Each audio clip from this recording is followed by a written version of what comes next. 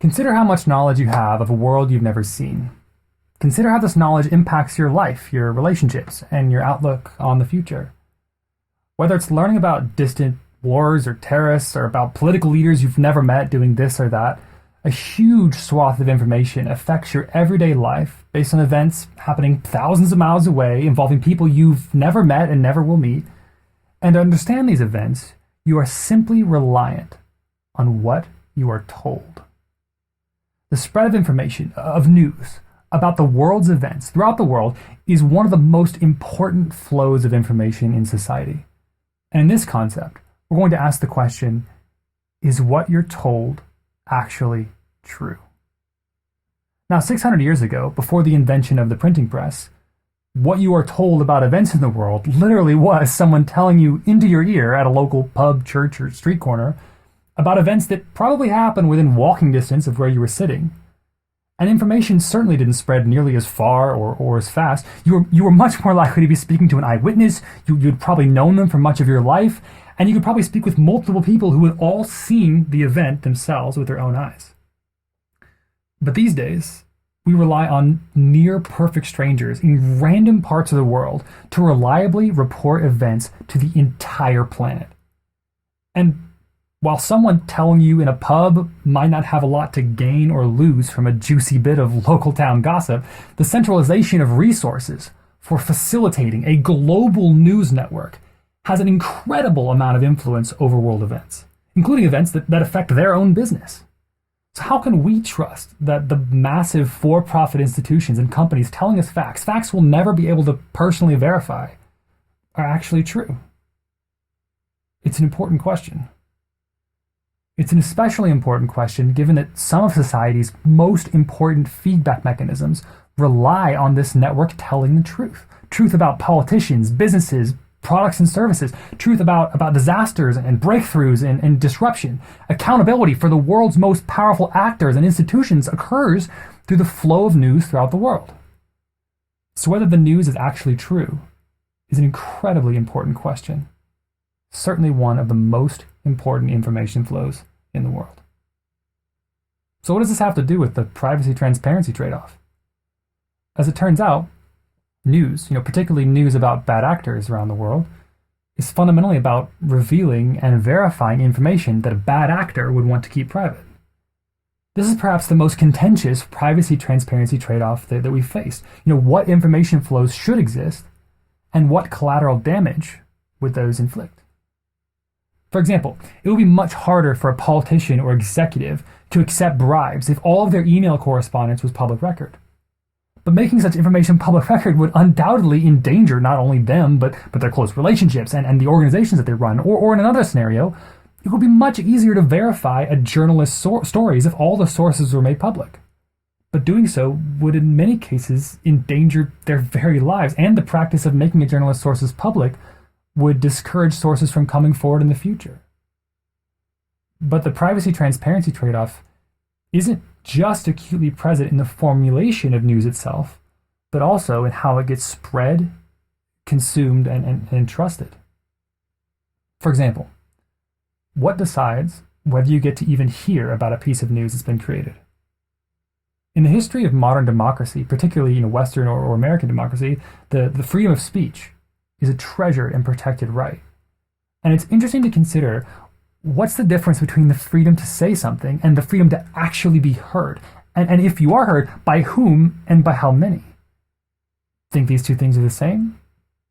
Well, they certainly used to be, but let me explain what I mean. Historically, the freedom of speech centered around analog forms of communication. Perhaps the ability to tell things in conversation to your friends or family or neighbors, or perhaps the right to picket and shout in an actual town square. At this time in history, the freedom of speech for any person was important, but what it wasn't was communication at scale. Before digital technology, at any given moment, it's pretty hard for a person to be heard by more than 40 or 50 people at a time. If you wanted to be heard by a lot of people, you need to convince a socially trusted curator of information, like a journalist, that what you had to say was worth other people hearing. But the freedom of speech wasn't necessarily the freedom to be on the front page of every newspaper whenever you wanted. Put another way, the freedom of speech was by default not necessarily the freedom for every human on Earth to hear you. It was the freedom to be heard through normal, natural social networks. Scale was achieved through the exponential nature of social networks. 6 degrees of freedom between any two humans on Earth means that even with these simple analog ways of communicating, information or news, if it was important enough, could still be heard by most of the world quite quickly. This scale factor also has another factor. Everyone's hearing news from someone that they know. It's a complex web of interpersonal relationships, sharing information which is relevant to each person, interpreted and filtered based on their own degrees of trust. But in the modern world, particularly with social media, this has all changed. Now nearly everyone has the ability to broadcast a message to hundreds, thousands, even millions of people at the push of a button. And in the recent decade in particular has given rise to a new wave of disinformation, spread through everyday people in everyday social networks. And this advent of the everyday person having such tremendous reach has, without us noticing it, redefined the information flows facilitated by the freedom of speech. And this begs the question, what should happen if a piece of information is false? Well, what used to happen? To answer this question, let's consider the phenomena of R0. If you've been following the COVID pandemic, you'll know that R0 is a measure of the average number of people someone infects if they catch a disease. If R0 is greater than 1, then a disease will grow exponentially until it infects everyone. But if R0 is less than 1, then the disease will die out. Let's think of a fake news story like a disease. Using normal social networks, where each person only actually talks to a handful of other people every day, the maximum possible R0 of any person is probably only a few dozen. If they stop everything they're doing and pick it in the street, maybe they could get themselves and their particular sign up to an R0 of like 100 or so. But this requires literally not doing anything else except spreading this message. Like, it's got to be really, really important. But now consider social media. Right off the bat, the average person has several hundred contacts they can distribute information to at the click of a button. Not to mention that everyday people who really get into social media can easily have several thousand, and the people who follow them have several thousand. The R0 of any particular individual is now easily 10 to 100 times higher than it would be in normal society. Now let's return to our question. What happens if a piece of information is false? Let's say we have a fake news story, right? That COVID masks are made from toilet paper, and so we're going to run out of toilet paper, go get some, right? Let's say the average person wouldn't be likely to share a false news story like this because they just know to be skeptical. Toilet paper masks? Really? Let's just say they would share it maybe 1% of the time. They're talking to a friend and their friend happened to mention something about toilet paper or something about masks, and the normal person would be like, OMG, did you hear about this hilarious story? But normally, they just drop it as a rumor and never repeat it. It's just not worth paying attention to. The natural R0 of this hypothetical person telling this hypothetical story, we'll say is like 1%. Enter modern social media, where R0s are 100 or even 1,000 times larger, not just for some people, but for everybody.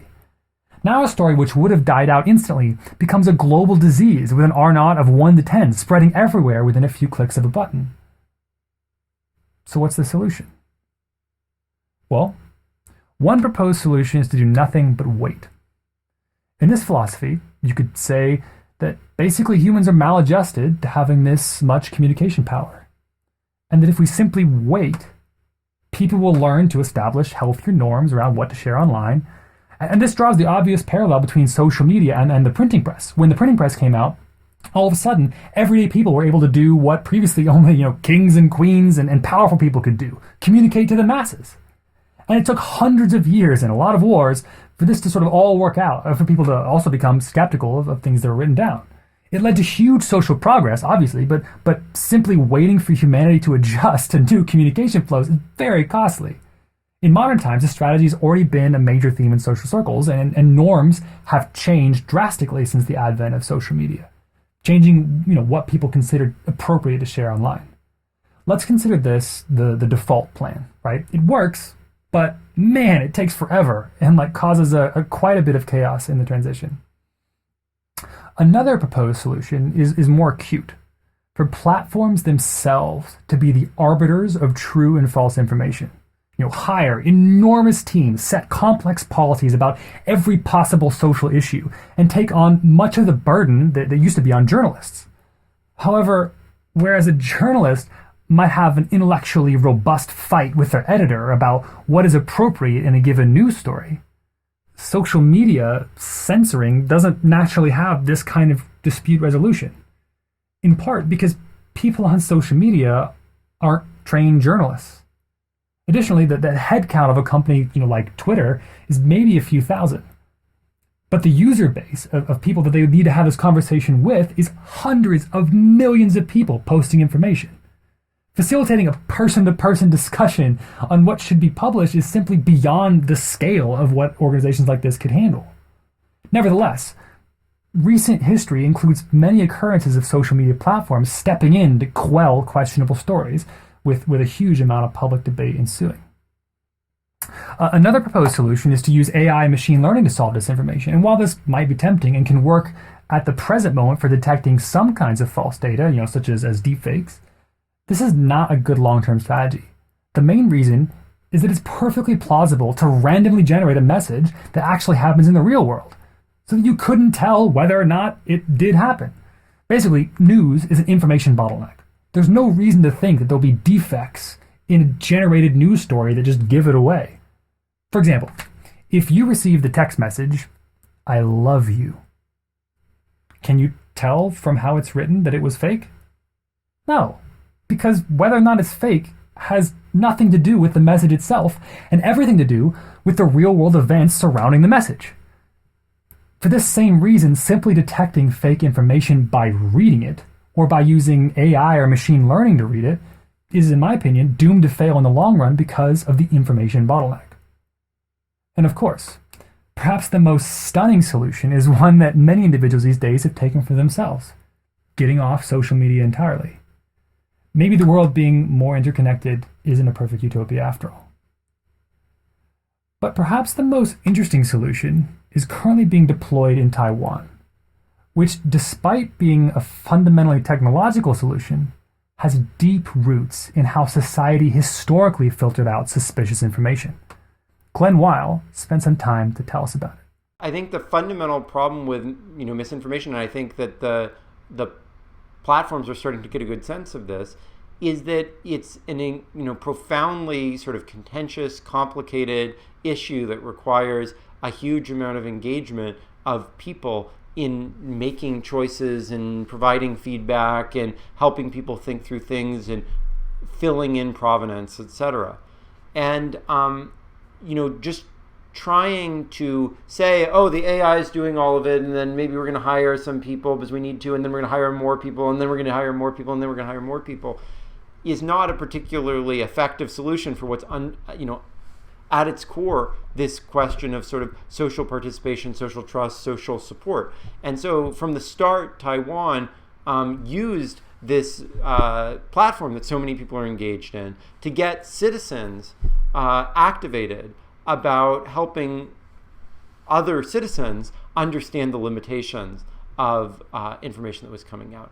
Having people put, comments, not taking things down, but putting comments about potential other sources to look at. And because they didn't come from the platform, because they didn't come from the state, they came from people who others had actual relations with. There was a trust foundation there for people to turn to those things. It didn't feel like censorship. It felt like communities watching out for each other and helping each other understand what's going on. Second principle that they used, which was, I think, really powerful, is humor over rumor. So when in Taiwan, there started to be a suspicion that they were going to use all of the materials to make masks that would be used for toilet paper, so that they would run out of toilet paper. This was like a rumor that started flying around. Sorry. Yeah, when they thought that there was going to be, a run on toilet paper because they were using all the material for masks, which wasn't true. And people started buying up all the toilet paper, and there was no toilet paper available in stores. The Minister of Health, who was a very, who's an epidemiologist, sorry, not a Minister of Health, the Vice Premier, who was a epidemiologist himself, said that you don't need that much toilet paper. You only have one, buttocks. And then he showed an image of him, a little video of himself waving, wagging his butt and holding a roll of toilet paper. And that was so weird and entertaining to see the, vice premier of the country, wagging his buttocks, that it totally drowned out the alternative message. And so these like legions of civic technologists not only responded in this way that was trusted, but they also responded in a way that brought humor over the at their own expenses over the rumors that were circulating. So in this description from Glenn, we see an incredibly successful response to disinformation, focusing on the problem in a much more organic light. There were two groups of ideas that together seem to be very effective. First, the framing of the challenge is less about identifying lies and taking them down, and more about fostering a national community that helps each other filter between truth and lies. The response is coming from an army of something near 200,000 trained volunteers to help respond to disinformation in their local communities by directly commenting on posts. In this way, people are relying on existing interpersonal relationships, as opposed to adding more strain and dependence on each person's trust with the state or each person's trust with a large social platform. Second, Taiwan uses technology and intentional narratives such as humor to foster trust between civil society, the population, and the state. This policy of humor over rumor seems like a tremendously effective means of discounting the credibility of fake information within society. And the most important takeaway from this lesson is that when thinking about the problem of disinformation, and even when thinking about designing new information flows in society for other problems, it's incredibly important to take into account how society has historically dealt with the problem. As technologists, we're often prone to ask questions like, what's the most scalable way to get out a message? Or in this case, what's the most scalable way to stop people from reading it and believing this message? Just take down the post, make it impossible to share the link. And who should take it down? The platform! That fixes it for everyone. And the biggest lesson from this video is that no, it doesn't just fix it for everyone. Yes, technically, flagging a post or just taking it down is the fastest way to take it off a particular platform. But humans and society aren't just servers you're loading data into or deleting it from. We are curious, imaginative, fearful, excitable creatures who aren't just going to sit around and go, oh, well, the platform took it down, it must be false.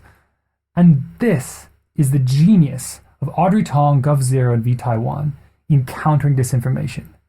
They didn't choose the most scalable option. They chose the option which relied on using technology to scale existing social institutions, existing trust networks, existing relationships between people. They didn't create a policy, they created a movement of everyday people just like you and me to bring trust and care to their own societies. But nearly every other country in the world just said, take the post down, or even worse, just let the post go. Freedom of speech. We can't touch anything. Never mind that the R naught for the everyday person sharing information is 10 to 100 times larger than ever in human history. Never mind that the human race evolved to share information between local groups, not to broadcast every thought that passes through our head to 10 million people while we're still sitting on the toilet. That's not how the fabric of society was built to run. This is the beauty of Audrey Tong's work. Constructing flows of information that are healthy for society. Not thinking about the computer science of what's the most efficient way to create or prevent a data flow, but instead thinking, what's the most compelling way to activate existing social defense mechanisms for disinformation? And the answer? Get people to help their friends. And use humor, humor over rumor. So when combating disinformation in your own society, or deciding any kind of society-wide information flow. First, take a step back and acknowledge this is not a new issue. Somehow, humanity has been dealing with this before. How did they do it? Then, seek to use technology to help scale these existing mechanisms, and society will be more ready to adopt and scale your solution. See you in the next video.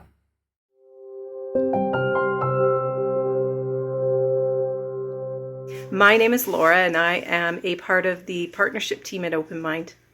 I really hope you're enjoying the course so far.